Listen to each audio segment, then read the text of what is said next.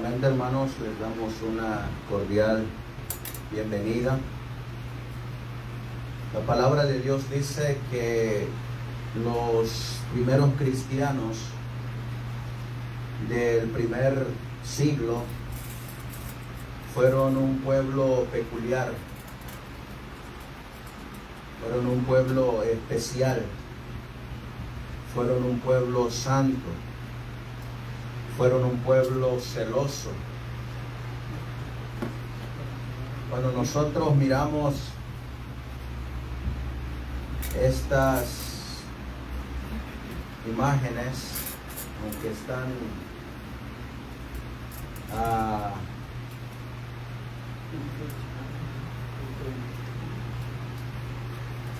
pintadas, ilustradas, podemos mirar lo que ellos verdaderamente pasaron. Y a veces nosotros no nos llegamos a imaginar lo que ellos realmente vivieron.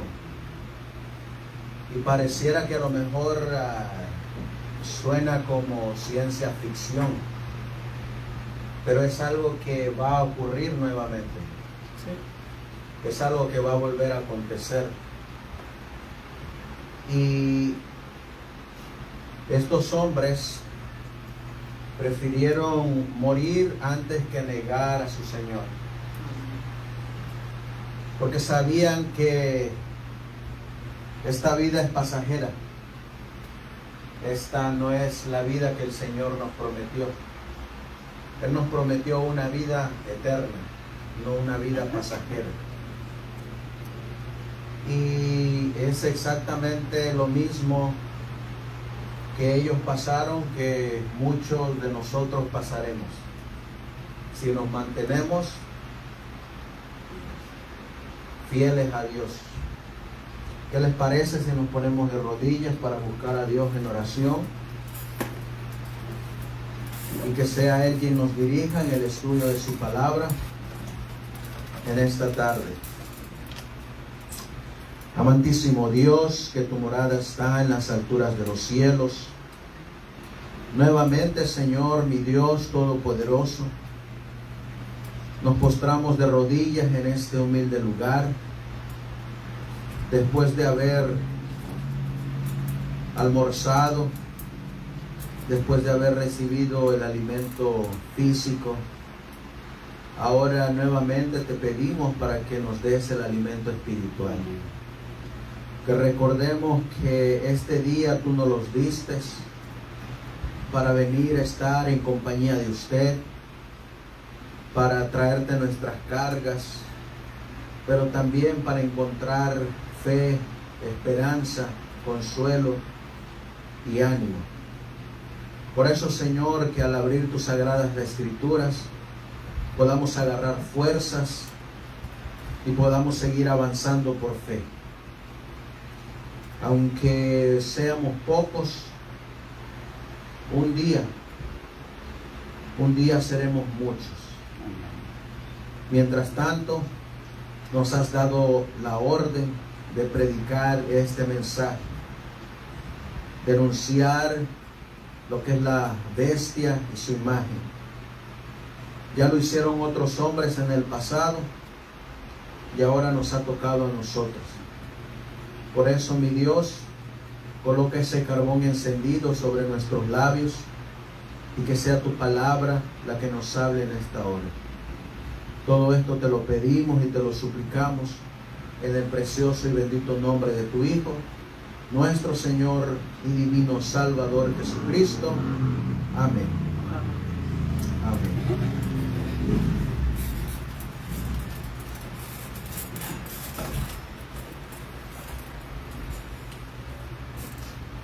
En 1888 hubo un grupo de personas que eran un pueblo santo. Vamos a leer en el libro de Deuteronomio, capítulo 7 y el versículo 6. Dice la Biblia: porque tú eres pueblo santo para Jehová tu Dios. Jehová tu Dios te ha escogido para hacerle un pueblo especial, más que todos los pueblos que están sobre la tierra. La Biblia dice que nosotros somos un pueblo santo, un pueblo especial, un pueblo apartado, un pueblo peculiar, como dice Primera de Pedro, capítulo 2 y el versículo 9. Mas vosotros sois linaje escogido, real sacerdocio, nación santa, pueblo adquirido por Dios, para que anunciéis las virtudes de aquel que os llamó de las tinieblas a su luz admirable. Así que no somos cualquier pueblo, somos un pueblo especial, pueblo santo, pueblo peculiar, pueblo apartado. Y Dios nos ha llamado para que anunciemos las virtudes de aquel que nos llamó de las tinieblas a su luz admirable. En el libro de Tito, capítulo 2 y el versículo 14.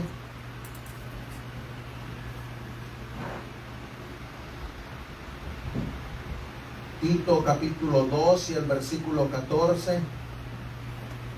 Dice la Biblia: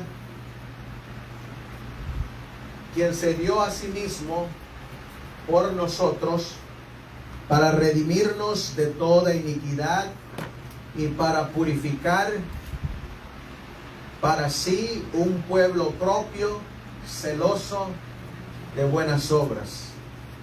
Así que nosotros no somos un pueblo común, somos un pueblo peculiar. Y este pueblo de los primeros cristianos era así, era un pueblo peculiar, era un pueblo apartado, era un pueblo celoso, era un pueblo santo, que no se contaminaba, que no toleraba la apostasía. La Biblia dice que a nosotros nos va a tocar enfrentar la imagen de la bestia. Y esa imagen de la bestia, como miramos en la mañana, ya se formó. Se formó en 1888, cuando el poder civil estaba unido con el poder eclesiástico y levantaron una ley. Dice el Conflicto de los Siglos, página 438, hablando de cómo se va y cómo se formó la imagen de la bestia. Dice: cuando la iglesia primitiva se corrompió al apartarse de la sencillez del evangelio y al aceptar las costumbres y ritos paganos, perdió el espíritu y el poder de Dios, y para dominar las conciencias buscó el apoyo del poder civil. El resultado fue el papado, es decir, una iglesia que dominaba el poder del Estado y se servía de él, es decir, la iglesia se servía del Estado para promover sus propios fines y especialmente para extirpar la herejía. Para que los Estados Unidos formen una imagen de la bestia, el poder religioso debe dominar de tal manera al gobierno civil que la autoridad del Estado sea empleada también por la iglesia para cumplir sus fines. Eso ocurrió en 1888, cuando las iglesias de los Estados Unidos de Norteamérica dominaron al Estado. y se sirvieron del Estado para imponer una ley. Fíjense que es exactamente lo mismo que hizo la bestia.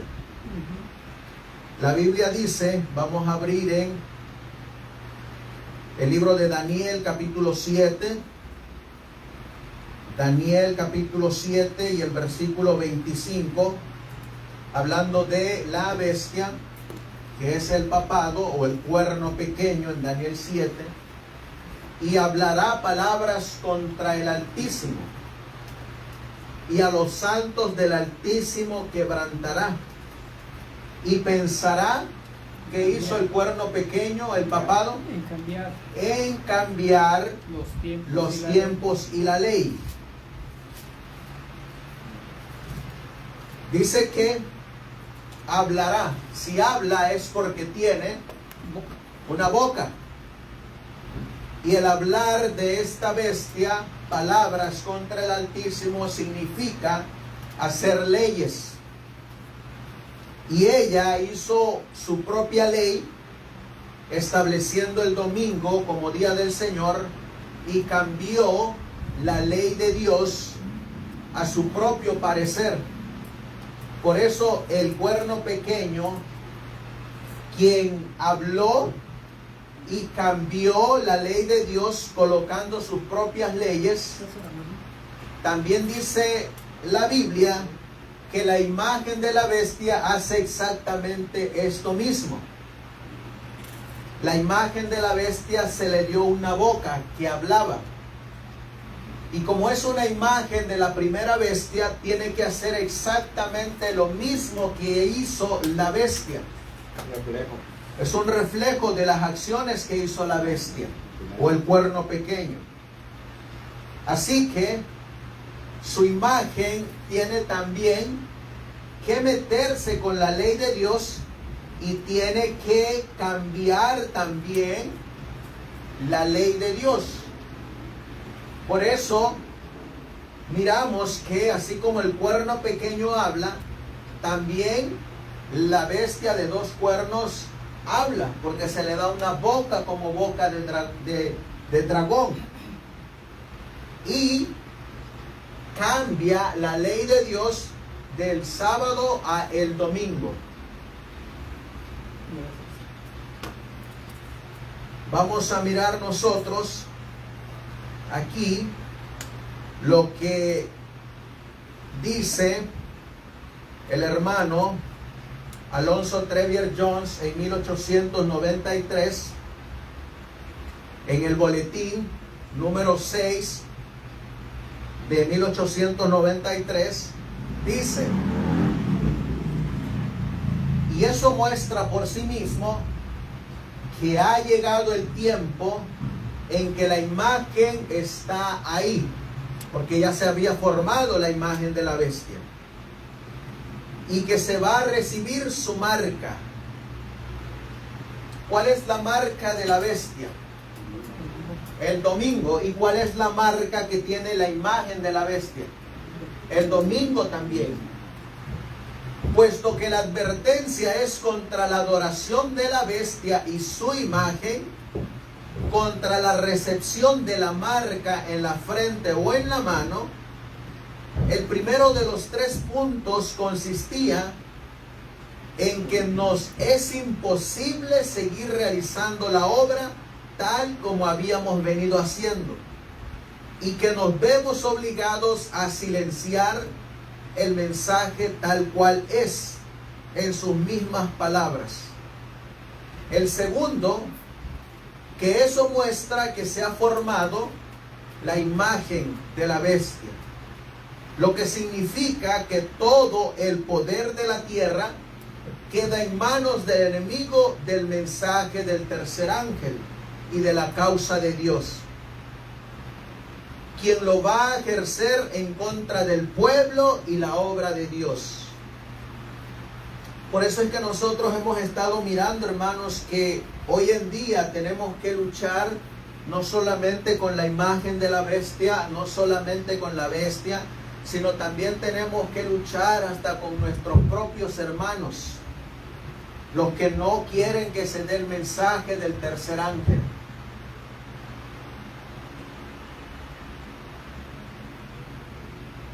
Por eso dice, lo que significa que todo el poder de la tierra queda en manos del enemigo, del mensaje del tercer ángel y de la causa de Dios, quien lo va a ejercer en contra del pueblo y la obra de Dios.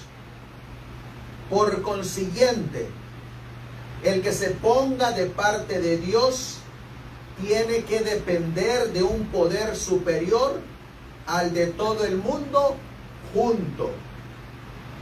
El punto tercero consistió en que al citar el cuarto mandamiento en la legislación de los Estados Unidos de Norteamérica, interpretándolo como siendo el primer día de la semana o domingo, y por lo tanto poniendo el domingo en el lugar del sábado del cuarto mandamiento, es tan literalmente cierto que las iglesias protestantes de este país, mediante el poder de este gobierno, han invalidado la ley de Dios en la medida en que el poder terrenal puede hacerlo, como lo fue en la apostasía original del papado, cuando se asoció al gobierno con el mismo fin. Es decir, lo que estábamos mirando en la mañana, que cuando se formó la unión de el poder civil con el poder religioso,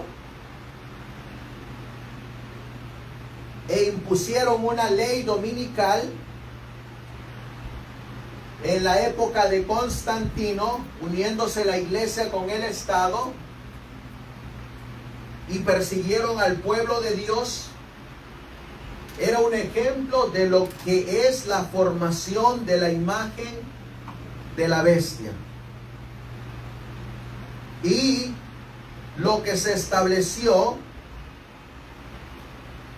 en el Congreso de los Estados Unidos en 1888, lo que se conoce como la Ley Dominical Nacional. Estas leyes dominicales las estudió el hermano Alonzo Trevier Jones y las dejó escritas en este libro que se llama La Ley Dominical Nacional. Y miren lo que consistía esta Ley Dominical Nacional. Dice, en el 20º Congreso Legislativo, con código de 2983 de la primera sesión en el Senado de los Estados Unidos de Norteamérica, el 21 de mayo de 1888,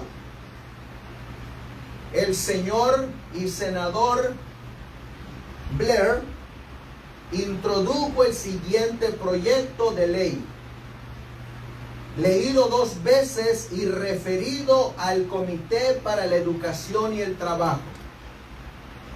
Un proyecto para asegurar al pueblo el goce del primer día de la semana, comúnmente conocido como el Día del Señor, como día de descanso, y para promover su observancia como un día de adoración religiosa. ¿Quién está promoviendo esta ley eclesiástica? El Estado. Lo está promoviendo y firmando el Estado, haciendo una ley religiosa, cuando el poder civil no tiene ninguna legislatura para promulgar leyes religiosas. Sin embargo, detrás de esta ley estaban las iglesias protestantes de los Estados Unidos de América, quienes estaban utilizando a el Estado para promover sus fines y extirpar la herejía. ¿Cuál es la herejía según los protestantes y los católicos? Que guardan el sábado. La herejía es el sábado. Sin embargo, la profecía se tiene que cumplir, porque nos dice la mensajera del Señor en el libro de Spalding y Magan, en la página 5, cómo tenía que formarse la imagen de la bestia y cómo es que iban a promulgar leyes. Dice la mensajera del Señor: los católicos darán su poder ¿a quién? A la imagen de la bestia. ¿Y quién es la imagen de la bestia? Estados Unidos. La imagen de la bestia la forman los Estados Unidos, o la bestia de dos cuernos. Pero la imagen de la bestia son las iglesias protestantes, El protestantismo apóstata. que es el protestantismo apóstata. Apóstata porque se han desviado de la palabra del Señor.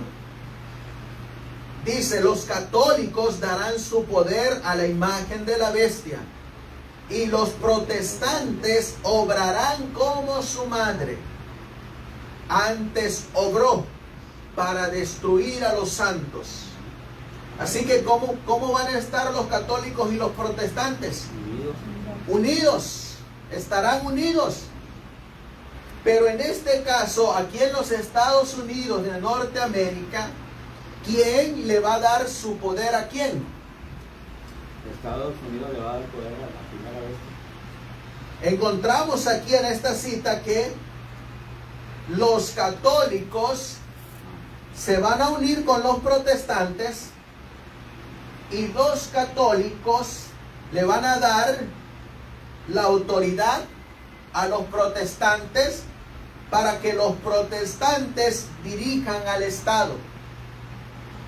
Fíjense, aquí en esta cita estamos mirando lo que dice Apocalipsis 13, porque en Apocalipsis 13 encontramos una bestia que sube del mar, que tiene 7 cabezas y 10 cuernos. Pero dice que hay otra bestia que sube de la tierra y ejerce su poder delante de la primera bestia, y que la segunda bestia, la bestia de 2 cuernos, quien forma la imagen de la bestia, que es el protestantismo apóstata, a través de los protestantes apóstatas le hacen que toda la humanidad adore a la primera bestia. En realidad, aunque estén hablando los protestantes, los que están detrás de los protestantes son los católicos, la Iglesia Católica. Y aunque la imagen de la bestia hable, en realidad el que está hablando detrás de ellos son los católicos. Por eso la mujer sentada sobre la bestia, la mujer de escarlata, llena de oro. La mujer de Apocalipsis 17, la que está vestida de púrpura y escarlata y llena de oro, de piedras preciosas, de perlas. Pues esto es exactamente lo que pasó en 1888, cuando el senador Blair estaba siendo utilizado por los protestantes y los católicos en lo que se conoce la Alianza Evangélica. Y salió esta ley dominical nacional donde pedía que se guardara el primer día de la semana, comúnmente conocido como el Día del Señor. ¿Es eso cierto o es eso falso? El Día del Señor es el día sábado, no es el día domingo. El Día del Señor es el día sábado. La Biblia lo dice. Y en beneficio para el pueblo, como un día de adoración religiosa. Dice la ley dominical, un proyecto para asegurar al pueblo el goce del primer día de la semana. ¿Qué es lo que están buscando para el 2025, hermano Oscar? El día domingo como día de descanso. Están buscando aquí en los Estados Unidos un proyecto de ¿cuántos días? Durante esos como 80 días, 180 días. 180 días, donde se busca promover, establecerse en los Estados Unidos de Norteamérica el primer día de la semana. Por eso en 1888 había un pueblo peculiar, un pueblo especial, un pueblo santo, que no se acató a esta ley. Dice, un proyecto para asegurar al pueblo el goce del primer día de la semana, comúnmente conocido como el Día del Señor, como día de descanso, y para promover su observancia como un día de adoración religiosa.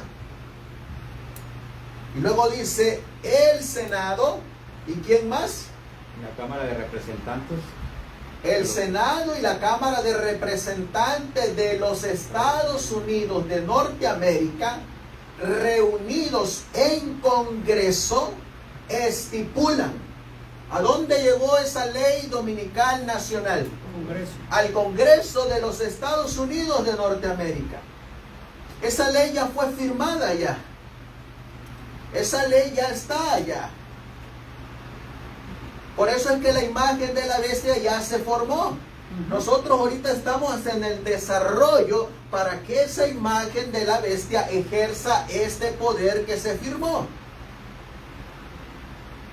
La ley dominical ya llegó a la Cámara de Senado y se firmó.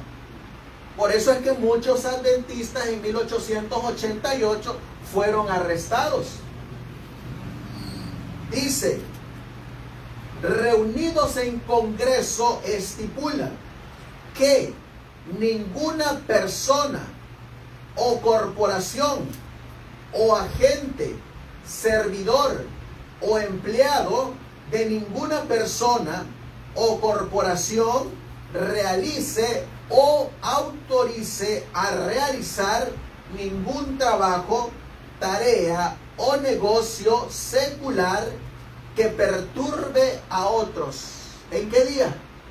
Domingo. En el día domingo. Así que ese día nacional, ley dominical, incluye tanto a personas como a grupos. ¿No es eso lo que incluía lo que tuvimos con lo del COVID-19? Es exactamente lo mismo. Sí. Luego dice, con excepción de tareas de necesidad, misericordia y humanidad, ni tampoco ninguna persona se ocupe en ningún juego, deporte o entretenimiento o recreación que perturbe a otros en el primer día de la semana, comúnmente conocido como el Día del Señor, o durante ninguna parte de él, en ningún territorio, distrito, barco o lugar a la exclusiva jurisdicción de los Estados Unidos, ni tampoco que sea legal para cualquier persona o corporación recibir pago por trabajos o servicios realizados o entregados en violación de esta sección. Ley dominical. Así que persona o corporación. Ahí es un engaño porque están diciendo que es el día del Señor. Sin serlo. Nosotros tenemos aquí, en esta ilustración. Acá encontramos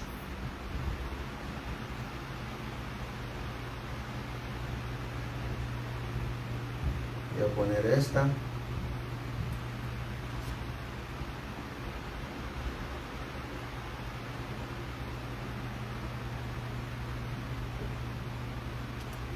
A ver si lo alcanzan a mirar.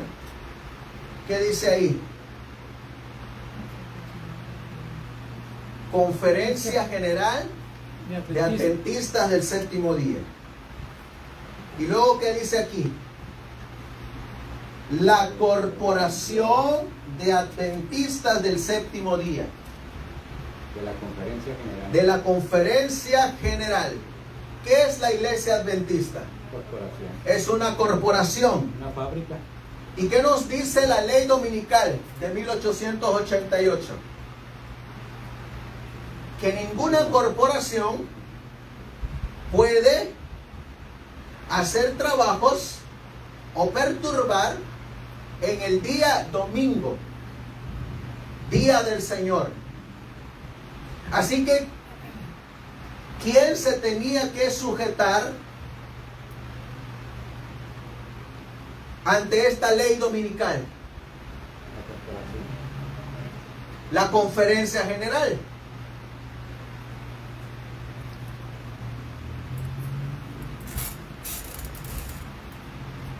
Nosotros, ustedes miran aquí que hay una flechita, Maryland, que es donde está ahorita la Conferencia General, en su lugar es Silver Spring. Es la sede, ¿no? Esa es la sede central de las 13 asociaciones de la Conferencia General. Y es una corporación. ¿Saben ustedes que esta corporación no estaba antes aquí? Esta corporación antes estaba en Massachusetts, ¿no? estaba en Michigan, O Michigan. Battle Creek, Michigan. Ahí estaba la Conferencia General. Pero se movió la Conferencia General de Battle Creek, Michigan a Silver Spring, Maryland. ¿Saben ustedes qué significa Maryland? María. Significa tierra, la tierra de María. La tierra de María. ¿Saben ustedes que estas son las 13 colonias con las que surgió Estados Unidos de Norteamérica? Y aquí es a donde desembarcaron las 13 colonias. Y estos primeros pioneros que venían huyendo de la persecución papal desembocaron en estas tierras. Pero ellos venían huyendo del sistema papal. Y ninguna de estas primeras 13 colonias permitían que en sus puestos legislativos dirigiera un católico. Ellos no permitían que a las sillas llegaran los católicos. ¿Saben por qué? Porque de eso venían huyendo ellos.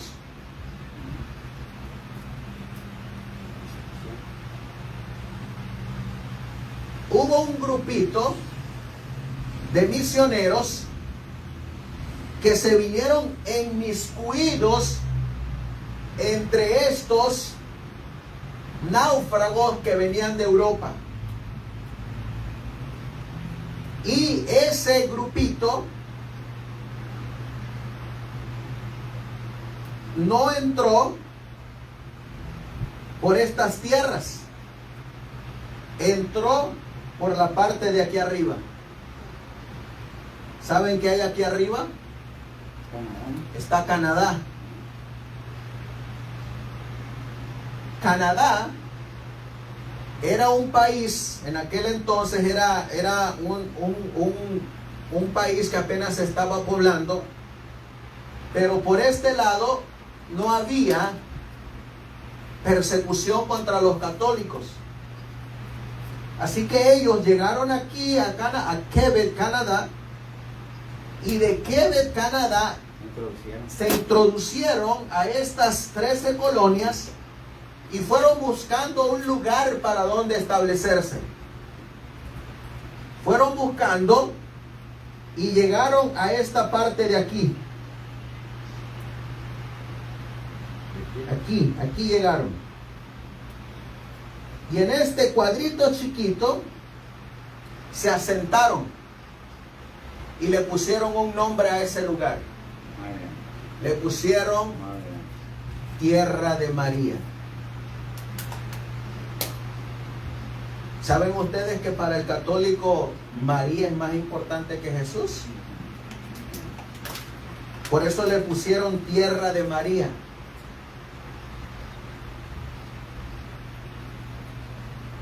Esto de trasladarse la conferencia general de Battle Creek de Michigan a Silver Spring, Maryland, es una señal de que los católicos, a través de los jesuitas, tomaron el control de la iglesia adventista. ¿Se acuerdan ustedes de esa visión que miró la hermana White, que venían un grupo de proselitistas que eran conocidos y que ella los conocía, pero que venían encapuchados? Sí. Y que venían caminando directo a su casa donde estaba ella, y ella escuchaba como estos hombres decían: esta casa está proscrita, esta casa está proscrita, esta casa está proscrita. Esta casa ha sido tomada. Esta casa ha sido tomada. Esta casa la hemos tomado. Eso es la señal. Por eso no nos sorprenda que dentro de esta corporación, a la cual la ley dominical va a hacer que se sujete, porque es una corporación. La ley dominical va a personas y corporaciones.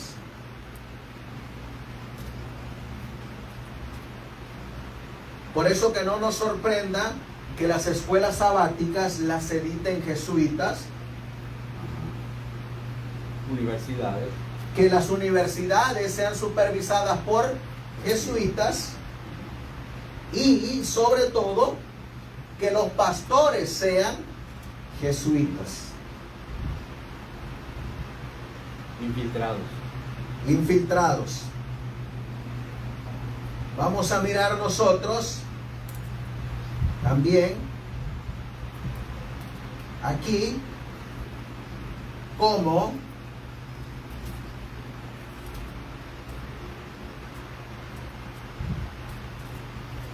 los presidentes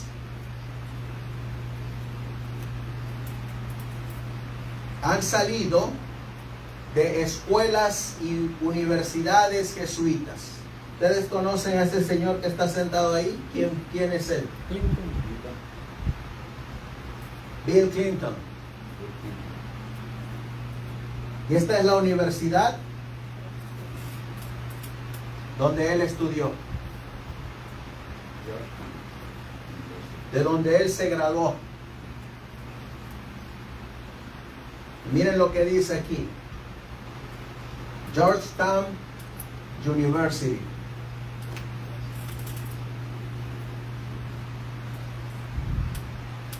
¿Qué dice aquí? Acá. Georgetown College. Georgetown College. Lenguaje latín. Una universidad privada. Fundador John Carroll. Católico jesuita. ¿A quién le pertenece? Jesuita. A la Iglesia Católica Romana Jesuita. Así que, ¿quién adoctrina a los presidentes de esta nación? Los jesuitas. Y un jesuita es un católico.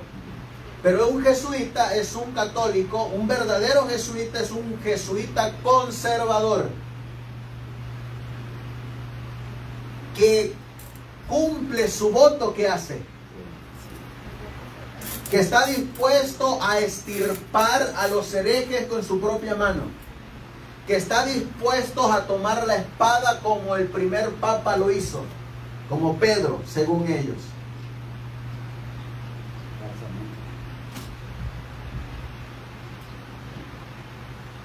Vamos a mirar aquí. ¿Ustedes conocen a este otro que está aquí? Donald Trump.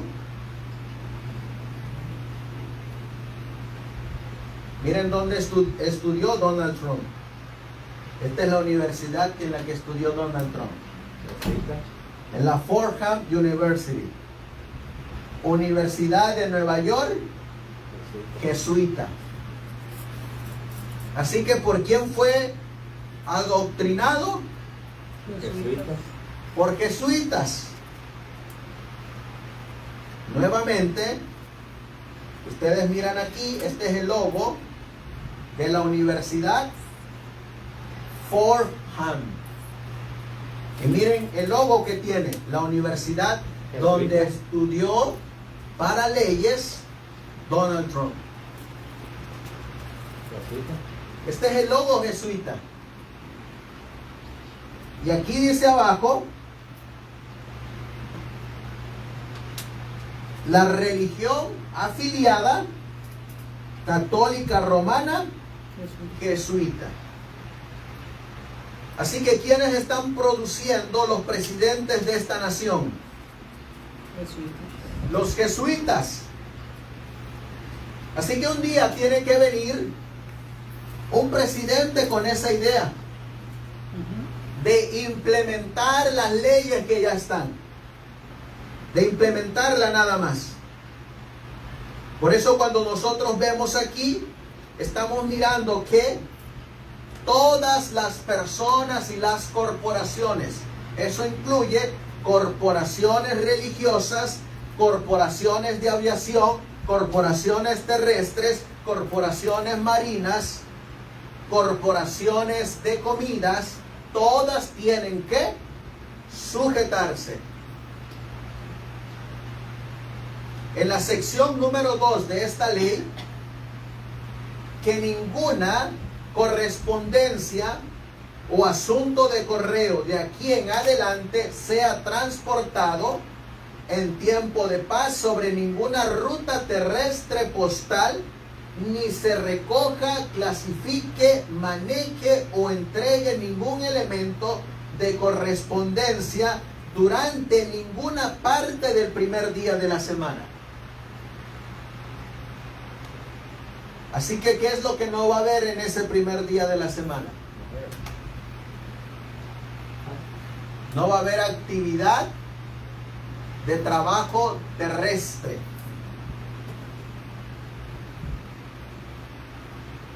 Dice aquí, en la sección número 3, que la realización del comercio entre los estados y con las tribus indias queda prohibido. ¿Qué no va a haber en ese día? Comercio. No siendo ello de necesidad, misericordia o humanidad, por medio del transporte de personas o bienes por tierra o agua, de tal manera que interfiera con las personas o las perturbe en el goce del primer día de la semana, o en alguna porción de él, como día de descanso de trabajo, no siendo esa una tarea de necesidad, misericordia o humanidad, o su observancia como un día de adoración religiosa. Y cualquier persona o corporación o el agente o empleado de cualquier persona o corporación que a sabiendas viole esta sección será castigado con una multa de no menos de 10 ni más de $1,000, ni ningún servicio realizado en la prosecución de tal comercio prohibido será legal, ni ninguna compensación será recuperable o pagada por el mismo. Si se viola esa ley, ¿qué va a ocurrir? Cárcel, multas.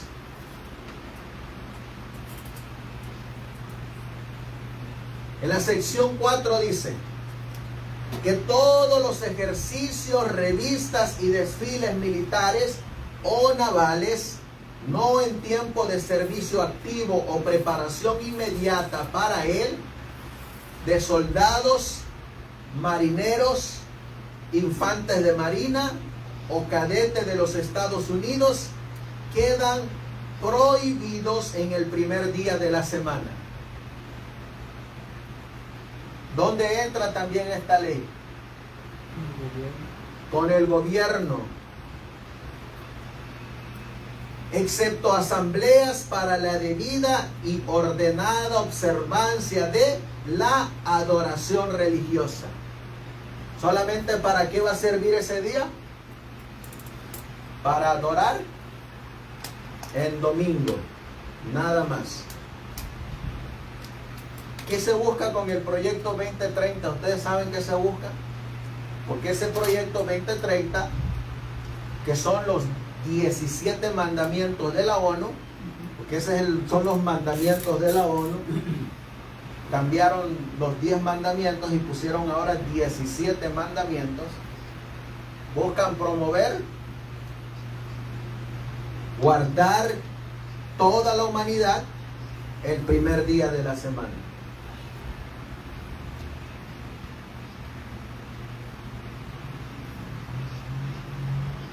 Excepto asambleas para la debida y ordenada observancia de la adoración religiosa, ni se realizará o permitirá ninguna tarea innecesaria en el servicio militar o naval de los Estados Unidos en el día del Señor.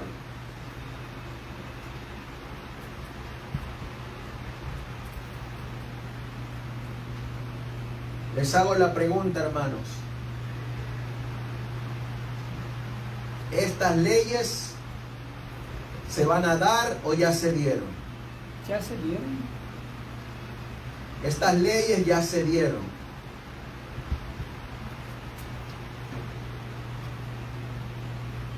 Por eso, las leyes encontramos que van a ser aplicadas por todas las ramas. Por la línea aérea, línea terrestre, línea marina, línea de gobiernos como militar, línea de los comercios. Un proyecto para asegurar al pueblo el goce del primer día de la semana, comúnmente conocido como el Día del Señor, como día de descanso, y para promover su observancia como un día de adoración religiosa. El Senado y la Cámara de Representantes de los Estados Unidos de Norteamérica, reunidos en Congreso, estipula que ninguna persona o corporación o agente o servidor o empleado de ninguna persona o corporación realice o autorice a realizar ningún trabajo, tarea o negocio secular que perturbe a otros. Ley dominical nacional. Por eso la imagen de la bestia ya se ha formado. Y encontramos que lo único que falta es esperar el castigo. ¿Qué es lo que les espera a este pueblo peculiar? ¿Qué es lo que les espera a este pueblo especial? ¿Qué es lo que les espera a este pueblo santo? Un castigo.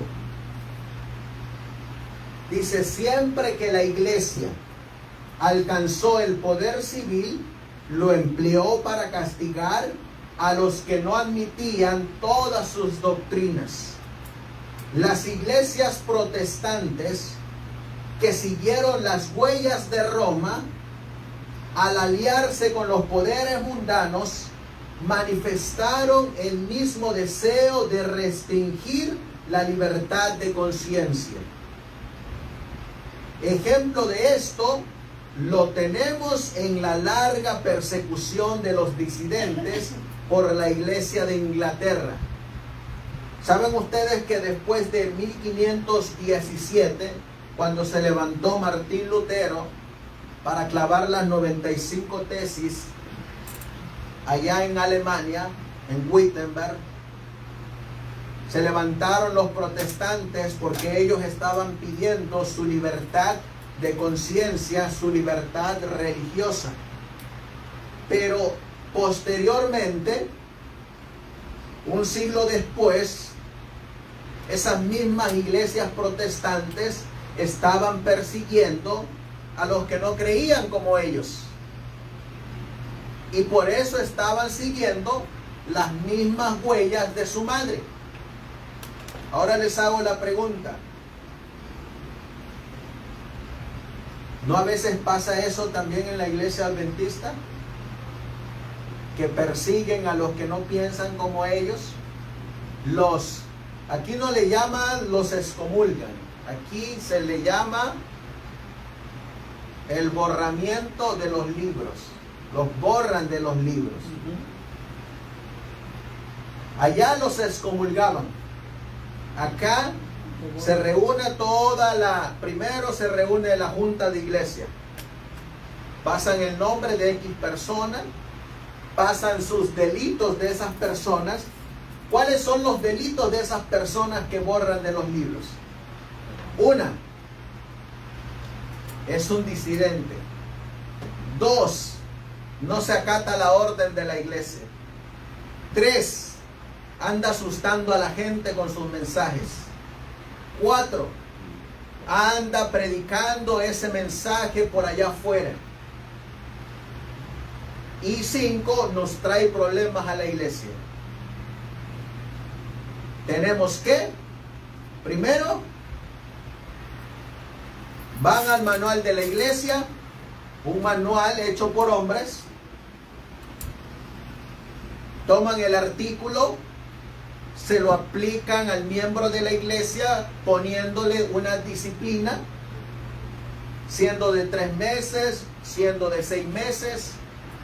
Si el miembro de la iglesia sigue con la misma postura, nuevamente llevan su nombre al concilio de la iglesia, lo que hoy se conoce como la junta de iglesia, y entonces deciden borrarlo de la iglesia. El tercer paso es que lo llevan al pleno de la iglesia y en votación unánime, toda la iglesia en conjunto vota para decidir borrarlo de los libros del registro de la iglesia. ¿Cuál fue su delito? No pensar como ellos. No tener sus mismas ideas. Pero fíjense lo raro de esta situación. Porque ¿saben qué? Los que están sentados y están dando el voto para que borren al miembro de la iglesia, muchos de los que están sentados son adúlteros, roban, transgreden el sábado, comprando, haciendo negocios. Es cierto. Otros fornicando, y a esos no los borran. A esos no se les borra. Pero al hereje, a él sí se le borra. Tenemos que excomulgarlo. El que está con su Biblia y el Espíritu profecía. El que crea la ley y el testimonio, ese tenemos que borrarlo. Porque perturba al pueblo. Por eso encontramos aquí que la mensajera del Señor dice que las iglesias protestantes siguieron el mismo ejemplo de su madre. Persiguieron a los disidentes. Durante los siglos XVI y XVII, miles de ministros no conformistas fueron obligados a abandonar sus iglesias, y a muchos pastores y feligreses se les impusieron multas, encarcelamientos, torturas y el martirio. Los que habían salido de la iglesia romana católica ahora estaban actuando como su madre en el siglo XVI y XVII. Por eso cuando nosotros leímos aquí, en esta cita del libro Spalding y Magan, encontramos que eso nuevamente se va a volver a repetir. Nuevamente. Cuando vimos que las iglesias protestantes actuarán como la madre. Cuando los católicos le van a entregar su poder y su autoridad a la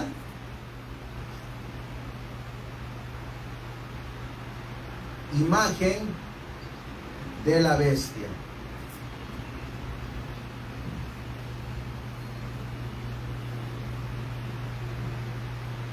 Esta cita la que les quería mostrar, esta que estábamos leyendo hace rato. Esto mismo ocurrió en el siglo XVI y XVII. Ahora, ¿en qué tiempo va a ocurrir? En nuestro tiempo va a ocurrir ahora. Ahora nos va a tocar vivir a nosotros este periodo. ¿Qué va a hacer el Señor antes de que venga la ley dominical nacional y su ruina nacional para nuestro tiempo? Vamos a dejar que la mensajera del Señor nos diga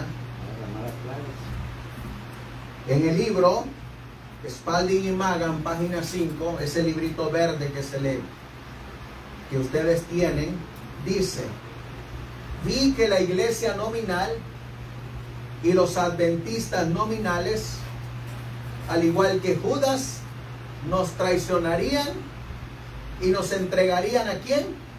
A los católicos. A los católicos, para obtener la influencia de ellos e ir en contra de la verdad. Los santos entonces serán un pueblo oscuro, poco conocido por los católicos.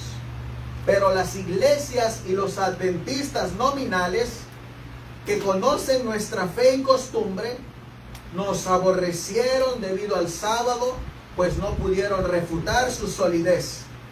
Traicionarán a los santos y los entregarán a los católicos, diciendo que ignoran las instituciones del pueblo, es decir, que ellos guardan el sábado y son indiferentes para con el día domingo. Van a defender el domingo. Yo les hago la pregunta: ¿no es exactamente lo mismo que vivieron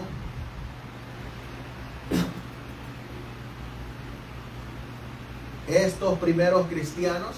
¿No es exactamente lo mismo? A mí no me da nada de aire. Cuando sus hermanos los entregaron y se los entregaron también al gobierno, al Estado, para que fueran torturados, martirizados, encarcelados. Exactamente lo mismo. ¿Qué va a hacer el Señor? Dice la mensajera del Señor. ¿Qué dice ella en Primeros Escritos? Página 262. Léalo, hermano. Vi que Dios tiene hijos sinceros entre los adventistas nominales y las iglesias caídas. Y antes que sea derramada las plagas, los ministros y la gente serán invitados a salir de esas iglesias y recibirán gustosamente la verdad. Satanás lo sabe, y antes que se dé el fuerte pregón del tercer ángel, despierta excitación en aquellas organizaciones religiosas, a fin de que los que rechazaron la verdad piensen que Dios los acompaña. Satanás espera engañar a los sinceros e inducirlos a creer que Dios sigue obrando en favor de las iglesias, pero la luz resplandecerá y todos los que tengan corazón sincero dejarán a las iglesias caídas y se decidirán por el residuo. ¿Saben qué significa caída? Caída significa... Estado en la unión entre el Estado y la iglesia. Caída significa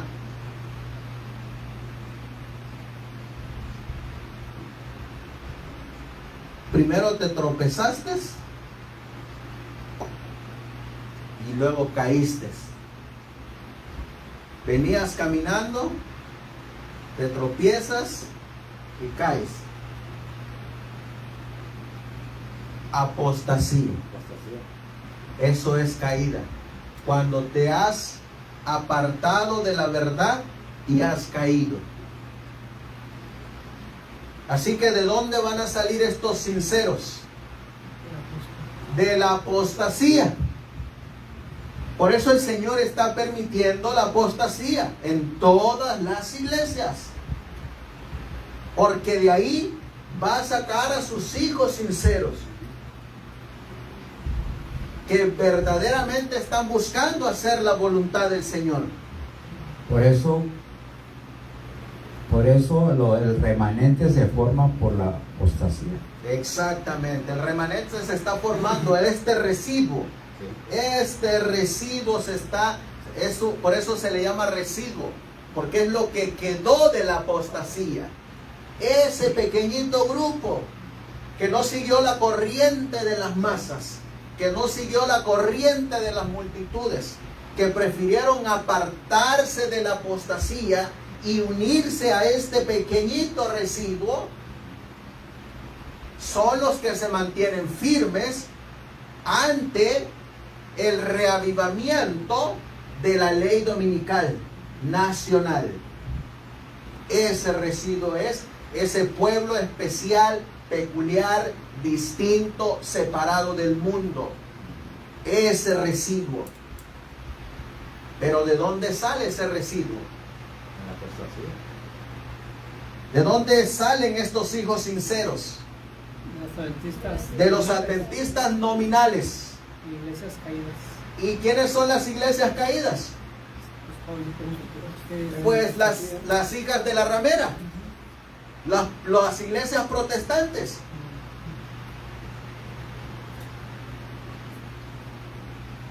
Aquí estamos mirando que entre los sinceros adventistas salen los predicadores del fuerte pregón. Esos predicadores que salen de las iglesias adventistas llevan el mensaje del tercer ángel, y este mensaje lo escuchan las iglesias caídas o las iglesias apóstatas, y de ahí sale parte del recibo. Lo que estamos mirando aquí es el mensaje del tercer ángel, y aquí estamos mirando el mensaje del cuarto ángel, el fuerte pregón. Es lo que estamos mirando aquí. Apocalipsis 18. Por eso los mensajeros del mensaje del tercer ángel, ¿de dónde tienen que salir? De la iglesia nominal adventista. Porque en las iglesias caídas no tienen este mensaje.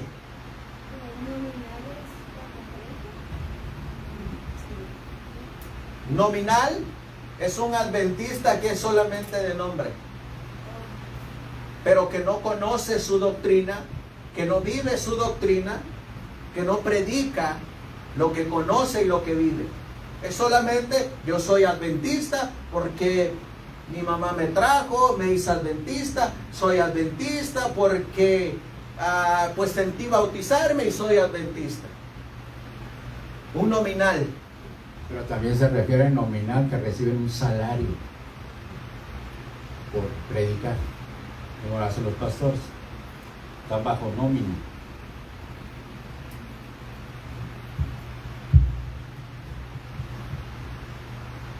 Por eso aquí nos dice que salen de los adventistas de nombre solamente. Los adventistas nominales se quedan en la corporación. Un adventista nominal, eso ya lo miramos hace 2 semanas o 4 semanas atrás, no me acuerdo, cuando les dije, cuando les presenté que es un disidente, ¿se acuerdan? Sí. Y cuando también les presenté que es un nominal. El nominal rechaza la verdad presente, rechaza los mensajes de los 3 ángeles, y es un adventista solamente de nombre. Ese adventista nominal va a defender corporación, va a defender registros, va a defender pastores. Ese es un nominal. Un nominal es el que piensa que si te sales de la iglesia estás perdido. Ese es un nominal. Acá los nominales se quedan en la iglesia porque tienen temor de que si se salen de la corporación están perdidos. Sin embargo, los hijos sinceros salen de entre ellos, porque está la apostasía. Y los otros sinceros salen de las iglesias caídas, porque están en apostasía también como los nominales. Por eso dice, los ministros y la gente serán invitados a salir de esas iglesias y recibirán gustosamente la verdad. Mientras que a los nominales se les manda un espíritu de error. ¿Cuál es el espíritu de error que se les manda? Para que crean la mentira. ¿Y cuál es la mentira que les hace creer Satanás? Domingo. Que Dios está con ellos. Él está con ellos. Que Dios está con ellos. Por eso dice, Satanás lo sabe. A fin de que los que rechazaron la verdad piensen que Dios los acompaña.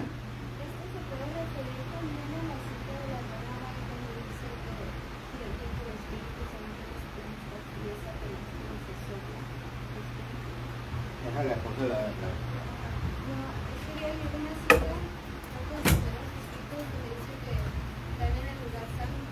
Ajá.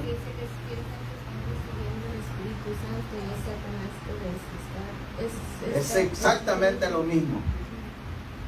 En la visión que nos está comentando la hermana, donde hay una puerta abierta y hay una puerta cerrada en la iglesia de Filadelfia, donde Cristo cerró la puerta del lugar santo y abrió la puerta del lugar santísimo.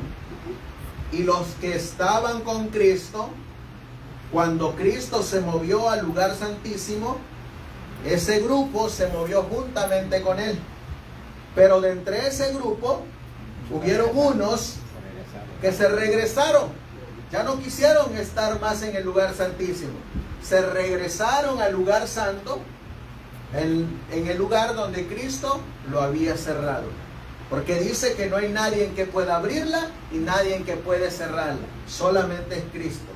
Y ellos oraban a Cristo: danos de tu espíritu. Pero Cristo no estaba en ese lugar. Cristo estaba en otro lugar.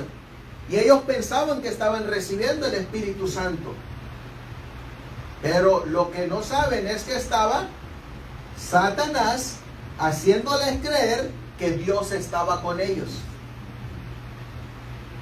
Por eso, miren, aquí tenemos un principio. Todo aquel que rechaza la verdad es un nominal. Todo aquel que rechaza la verdad es un nominal.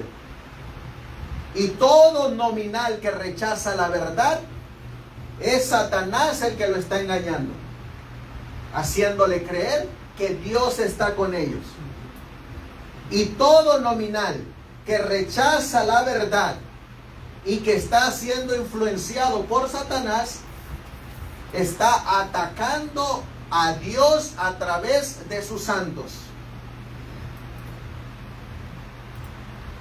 La cita es bien clara.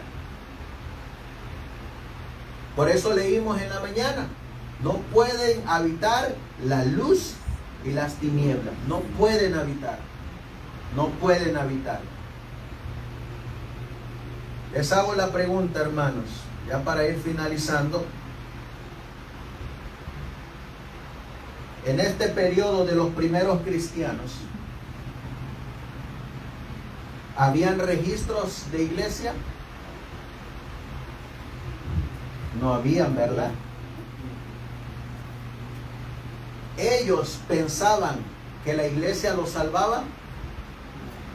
No. ¿En dónde es que ellos tenían puesta su mirada? Aquí hay una cita que me gusta,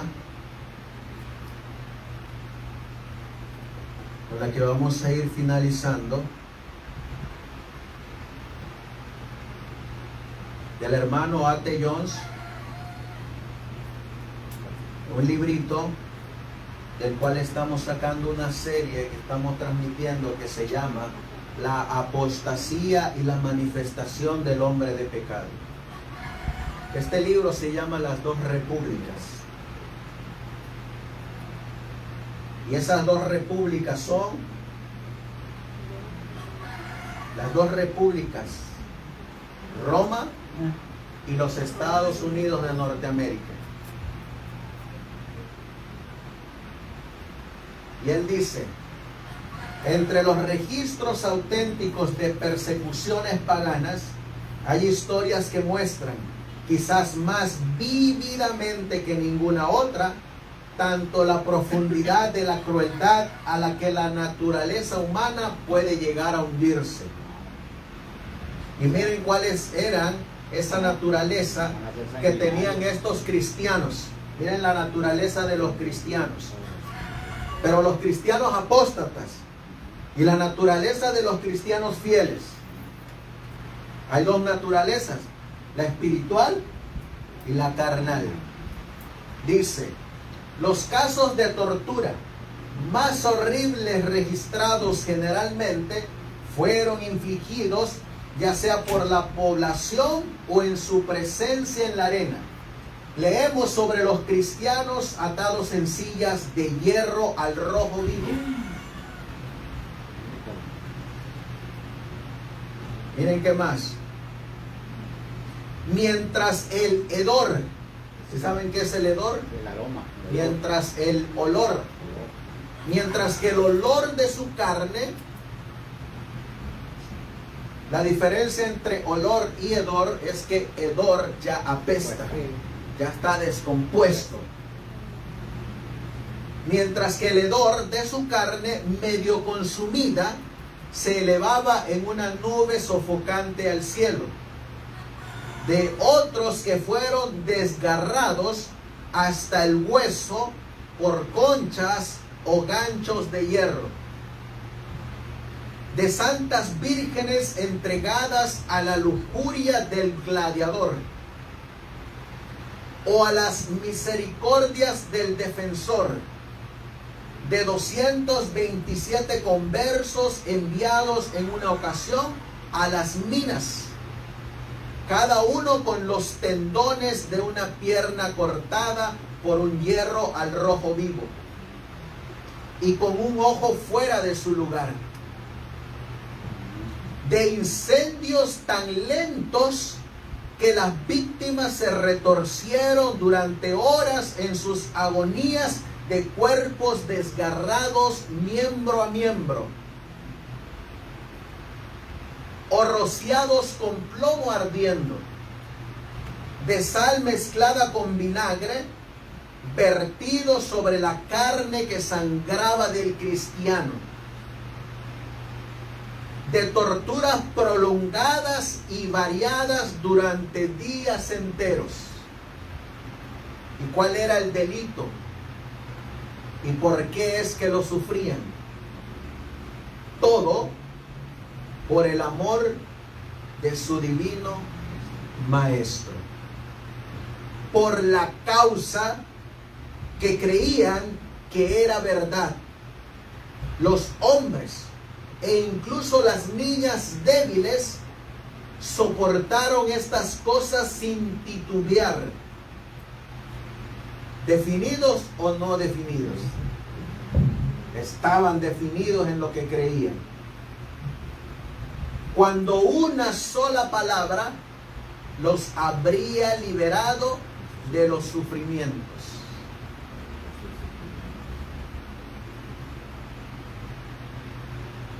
Y esta misma historia se repite durante la persecución del Cuerno Pequeño, durante los 1260 años de persecución, incluyendo a las hijas de la ramera, los protestantes que también siguieron los pasos de su madre.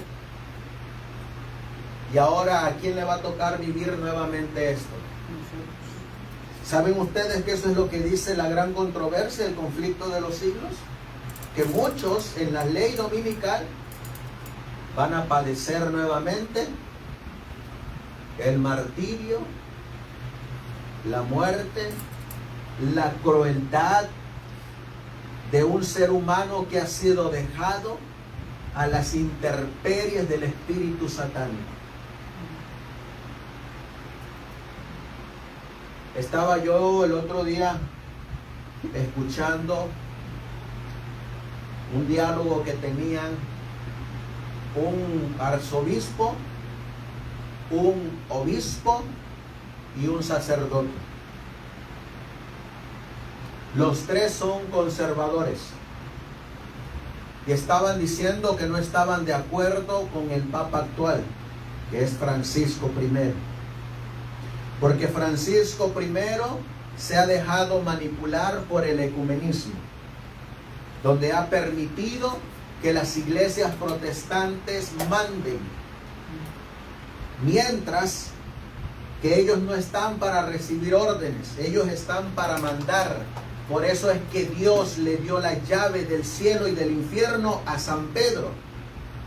Y como San Pedro les pasó esa autoridad a los papas, ellos tienen la autoridad de ejercer la palabra de Dios, aún así sea por la fuerza. Y que un verdadero católico no debería permitir que las leyes de Dios se violaren. Y que si es necesario usar la espada, tendría que usarla el Papa Francisco I. Y el arzobispo dice: ojalá y a mí me escogieran como papa, porque yo sí metería la espada. A eso se les llama católicos conservadores. Ultraderechas. Esto, hermanos, es lo que viene. ¿Qué es lo que necesitamos? Termino con esta cita de las Sagradas Escrituras, Primera de Corintios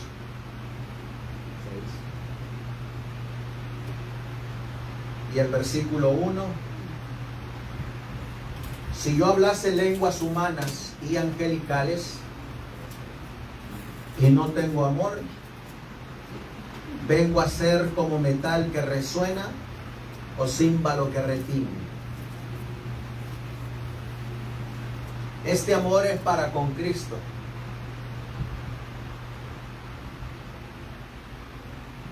Y si tuviese profecía y entendiese todos los misterios y toda la ciencia, y si tuviere toda la fe, de tal manera que trasladase los montes y no tengo amor, nada soy. ¿Cuál es la manifestación expresa del amor? ¿Cuál es la manifestación expresa del amor? ¿Cómo usted expresa que ama a Dios o cómo usted expresa que ama a alguien? Obras. A través de la fidelidad. Y esa fidelidad va acompañada de obras, de hechos. Por eso Primera de Juan 5:2 dice, el amor es guardar mis mandamientos. O como dijo Jesús, si me amas, guarda mis mandamientos. Esa es la manifestación expresa del amor. No es alguien que dice, yo amo a Jesús, pero con hechos muestra todo lo contrario. Es la certeza del amor de Dios, es la manifestación a la obediencia de sus mandamientos. Y si repartiese todos mis bienes para dar de comer a los pobres, y si entregase mi cuerpo para ser quemado, y no tengo amor, es decir, y no tengo obediencia, de nada me sirve. El amor o la obediencia es sufrida. El amor o la obediencia es benigna. El amor o la obediencia no tiene envidia. El amor o la obediencia no es jactanciosa. El amor o la obediencia no se envanece. El amor o la obediencia no hace nada indebido. El amor o la obediencia no busca lo suyo.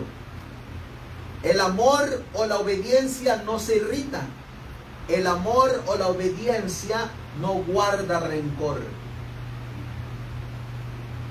El amor o la obediencia no se goza de la injusticia.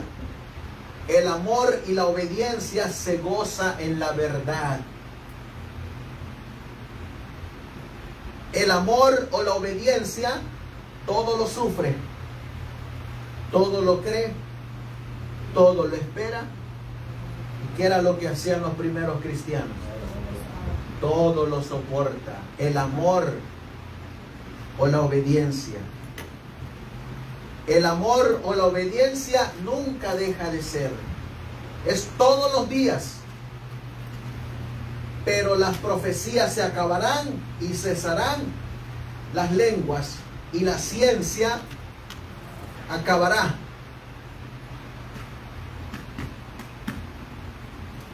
Mas cuando venga lo perfecto, entonces lo que es en parte se acabará.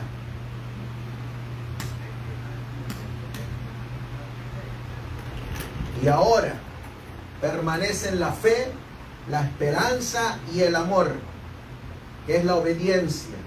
Estos tres, pero el mayor de ellos es el amor o la obediencia. Esto es lo que tenían estos hombres. Y esto es lo que va a tener ese pueblo peculiar durante este periodo que nos espera, hermanos. Por eso, si somos fieles en lo poco, seremos fieles en lo mucho. Ánimo, hermanos, sigan adelante. Cada día es una lucha. Cada día tenemos que seguir avanzando. Y con la ayuda de Dios, Él tiene un pueblo, el cual lo va a representar aquí, en esta tierra. Y va a ser su ejército que va a luchar contra la bestia, contra su imagen, contra su marca y contra su número. Vamos a ponernos de rodillas. Vamos a darle gracias a Dios.